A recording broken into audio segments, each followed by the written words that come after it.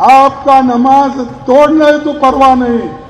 ये जहरीला सांप है आरएसएस और बीजेपी, इसको अगर आप नहीं मारेंगे आप कभी बचेंगे नहीं। पागल जैसा खड़गे जी का उम्र हो गया, अभी भी पागल जैसा बात कर रहे हैं। हिंदुस्तान का सबसे भ्रष्ट चीफ मिनिस्टर, सबसे ज्यादा नफरत फैलाने वाला चीफ मिनिस्टर,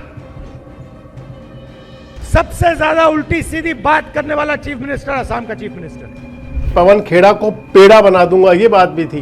पवन खेड़ा को मैं पवन पेड़ा बना दूंगा। कि असम के मुख्यमंत्री हेमंता बिस्वा शर्मा की धर्मपत्नी रिंकी भुइयां शर्मा के पास एक नहीं, दो नहीं, 3 पासपोर्ट है।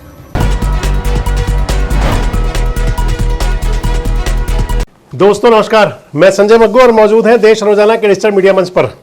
असम का विधानसभा चुनाव कल हो गया, यानी कि मतदान हो गया, लेकिन असम का जो विधानसभा चुनाव था वो राजनीतिक गर्माहट बहुत कर गया था। और राजनीतिक गर्माहट थी पवन खेड़ा के उस बयान के बाद जिसमें उन्होंने असम के मुख्यमंत्री हेमंता बिस्वा शर्मा और उनकी पत्नी रिंकी भुइयां शर्मा के खिलाफ तमाम प्रकार के एविडेंस के साथ में, यानी कि साक्ष्यों के साथ में प्रेस कॉन्फ्रेंस की थी। एकदम से इलेक्शन ऐसा बन गया था जैसे हेमंता बिस्वा शर्मा वर्सेस पवन खेड़ा हो गया हो। नजर भी आ रहा था सीधे सीधे।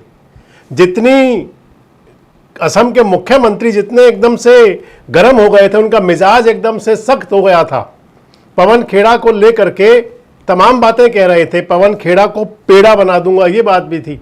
लीगल एक्शन तो चलेगा ही, लेकिन और एक एक्शन में लेने जा रहा हूँ, बाद में बताऊंगा। पवन खेड़ा को मैं पवन पेड़ा बना दूंगा। आज उस मामले के अंदर, यानी कि मतदान के अगले दिन, आज शुक्रवार को तेलंगाना की हाई कोर्ट ने पवन खेड़ा को जमानत दे दी है, ट्रांजिट बेल। बताऊंगा आपको ट्रांजिट बेल क्या होती है, सारा मामला था क्या और आगे सारे केस में क्या हो सकता है।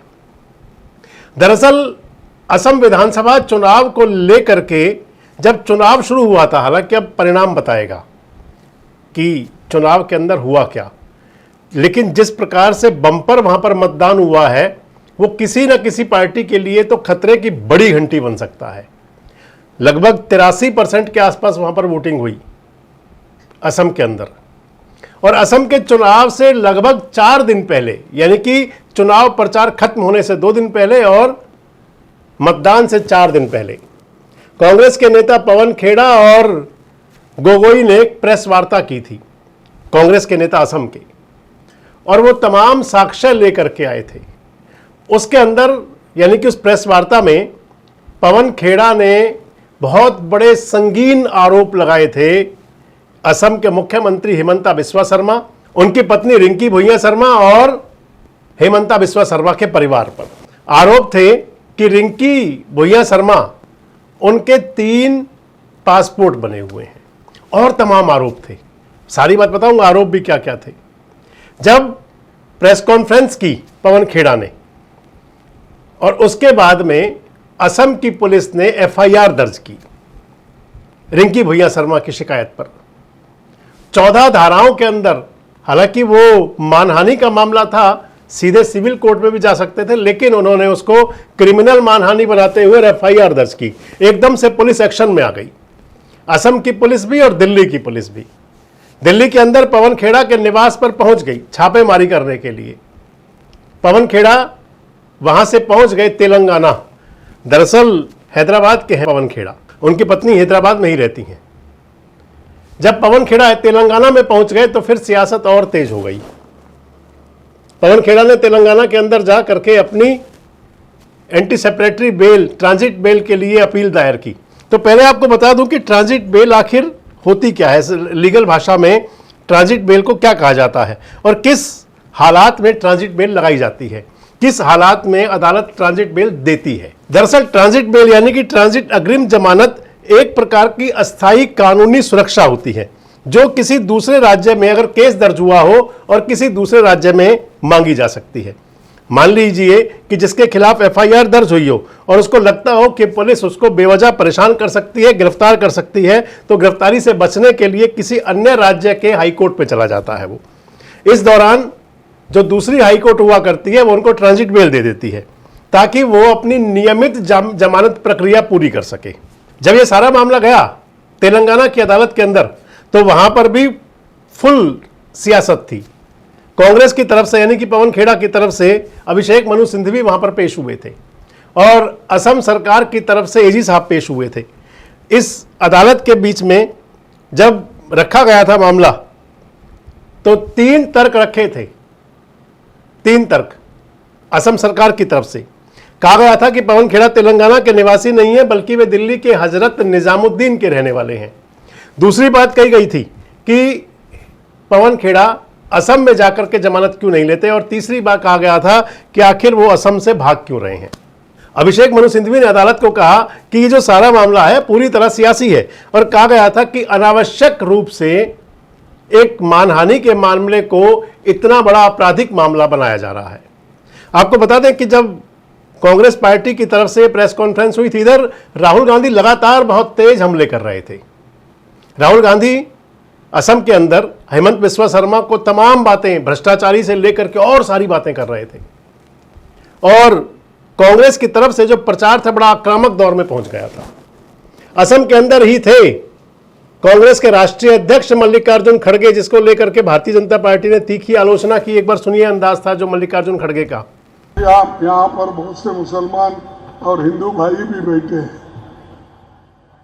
अगर कोई इस जहरीला सांप आपके सामने से गुजर रहा है और आप नमाज भी पढ़ रहे हैं, नमाज तोड़ के उस जहरीली सांप को मारना, ये कुरान में कहा है। और मैं यही कहूंगा, आपका नमाज तोड़ने तो परवाह नहीं, ये जहरीला सांप है आरएसएस और बीजेपी, इसको अगर आप नहीं मारेंगे आप कभी बचेंगे नहीं। और राहुल गांधी को भी सुन लीजिए एक बार। हिंदुस्तान का सबसे भ्रष्ट चीफ मिनिस्टर, सबसे ज्यादा नफरत फैलाने वाला चीफ मिनिस्टर, सबसे ज्यादा उल्टी सीधी बात करने वाला चीफ मिनिस्टर असम का चीफ मिनिस्टर है। और अब आपको दिखा देते हैं पवन खेड़ा की वो पहली प्रेस कॉन्फ्रेंस जिसमें उन्होंने रिंकी के खिलाफ, रिंकी भुइयां शर्मा के खिलाफ तमाम आरोप लगाए थे और जिन आरोपों को लेकर के सरकार, असम सरकार ने एकदम से तेवर कड़े कर लिए थे। भारतीय जनता पार्टी पूरी तरह गुस्से में आ गई थी। सुनिए इस बात को भी। श्री हेमंता बिस्वा शर्मा और उनकी पत्नी की फोटो आप देख रहे हैं। इनके बारे में आरोप बहुत लगे हैं, लगातार लगते रहे हैं। जमीन हड़पना, मंदिर का चंदा चोरी करना, सरकारी सब्सिडी हड़पना, चिट फंड का घोटाले, ऐसे कई घोटालों में इनके नाम आते रहे हैं। लेकिन जो आज दस्तावेज हम आपके सामने रख रहे हैं, ये ऐसे दस्तावेज हैं जो सीधे सीधे भारत के बाहर से संबंधित हैं। मैं आपको सबसे पहले एक चौंकाने वाली जानकारी दूंगा और आप भी हैरान हो जाएंगे कि असम के मुख्यमंत्री हेमंता बिस्वा शर्मा की धर्मपत्नी रिनिकी भुइयां शर्मा के पास एक नहीं, 2 नहीं, 3 पासपोर्ट हैं। तीनों पासपोर्ट लिविंग पासपोर्ट्स हैं, एक्सपायर नहीं हुए हैं। अब अगर माने तो एक प्रकार से, हालांकि चुनाव हो चुका, अब इंतजार 4 जून का रहेगा जब मतगणना होगी। पूरा 1 महीने से थोड़ा सा दिन कम है, आज 10 तारीख है, तो मान लीजिए कि 24-25 दिन बाकी हैं अभी मतगणना होने में। पवन खेड़ा को तेलंगाना की अदालत ने दे दी है, हाई कोर्ट ने राहत। अब 1 सप्ताह के अंदर उनको असम से रेगुलर बेल लेनी होगी। उनके वकील पेश होंगे और बताएंगे कि आखिर क्यों बेल दी जानी चाहिए। उसके बाद में उनकी रेगुलर बेल हो जाएगी। रेगुलर बेल के लिए कहा है तेलंगाना हाई कोर्ट ने। लेकिन यह जरूर देखा जाना चाहिए कि आखिर पवन खेड़ा के अगर ये आरोप थे तो इन आरोपों के बाद में एकदम से, ऐसी बातें तो बहुत पहले भी होती रहती हैं और जब भी कभी हुआ करती हैं तो पॉलिटिशियन जाया करते हैं और उस मामले के अंदर, अदालत के अंदर, सिविल कोर्ट में जाते हैं, वहां पर दरवाजा खटखटाते हैं और बोलते हैं कि ये साक्ष्य से परे बात थी। लेकिन यहां एकाएक 14 संगीन धाराओं में FIR दर्ज होना और रातों रात असम पुलिस का दिल्ली पहुंच जाना, यानी कि कहीं डेंट का खतरा था। और उसके बाद जो तेवर थे हेमंता बिस्वा शर्मा के, आप उन्हें देख सकते हैं। उन्होंने पवन खेड़ा को पागल कहा। सच्चाई आप नहीं जानते तो क्यों आपने डाला? आप तो पूछना चाहिए था पहले, पागल है क्या ये लोग? उन्होंने राहुल गांधी को पगला पागल कहा। उन्होंने मल्लिकार्जुन खड़गे को पगला और पागल कहा। पागल जैसा, खड़गे जी का उम्र हो गया, अभी भी पागल जैसा बात कर रहे हैं। आप लोगों को जलील करेगा, लोगों को बेइज्जत करेगा और फिर बोलेगा हम फॉरेन मिनिस्टर पूछूंगा। तुम्हारा दामाद है क्या फॉरेन मिनिस्टर? तमाम प्रकार की बातें उनके लिए कही और इतना खींच रहे थे गुस्से में कि मीडिया कर्मियों के साथ भी बड़े गुस्से में बोले। जो हेमंता बिस्वा शर्मा तो कह ही रहे थे, लेकिन इसके साथ साथ जो उनके फॉलोअर हैं, सोशल मीडिया पर तमाम मीम चल रहे थे कि पवन खेड़ा को पेड़ा बना देंगे, पवन खेड़ा को पेड़ा बना देंगे। अब देखते हैं क्या होता है। इतना जरूर है कि तेलंगाना के उच्च न्यायालय ने एक बार तो पवन खेड़ा को ट्रांजिट बेल दे करके पूरी राहत दे दी है। इसके बाद में संभवतः उनको असम से रेगुलर बेल भी मिल जाएगी और इस रेगुलर बेल के बाद जो पवन खेड़ा के तेवर है वो और भी देखने लायक हैं। पवन खेड़ा कह रहे हैं, उसके बाद में दूसरी बात उन्होंने पेश की और अब दूसरा अंदाज सुन लीजिए। इसमें हेमंता बिस्वा शर्मा के भाई, उनके परिवार पर सीधे ये भी कह रहे हैं कि हम किसी बाल बच्चों पर बात नहीं करना चाहते, लेकिन 21 लाख की फीस कहां से आ रही थी? 21 लाख। अब हमें और भी जानकारी आई है कि शर्मा साहब आपके भाई हैं, शायद असम पुलिस में हैं, उनकी पत्नी और बेटे दुबई में रहते हैं और दुबई इंटरनेशनल जो स्कूल है उसकी फीस कितनी है? 21 लाख है साल की। शायद सुना वहां पढ़ते हैं किसी क्रिकेट एकेडमी में। देखिए परिवार क्या करता है हमें कोई मतलब नहीं। परिवार के बच्चों को हम टारगेट पॉलिटिक्स में नहीं करना चाहते, लेकिन सवाल सिर्फ ये पूछ रहे हैं क्या ये सच है, और जवाब आपको देना चाहिए। आप शायद सिर्फ चुनाव को देख रहे हैं, हम असम की जनता को देख रहे हैं। कहें तो चुनाव के बाद भी राजनीति बड़ी गर्म रहेगी, क्योंकि कांग्रेस ने यह कहा था, पवन खेड़ा ने खासकर, कि अगर कहीं असम के अंदर सरकार ना बनी तो हेमंता बिस्वा शर्मा फिर विदेश भाग सकते हैं उन फर्जी पासपोर्ट्स की बात करके। सियासत गर्म है, अदालत फैसला करेंगी।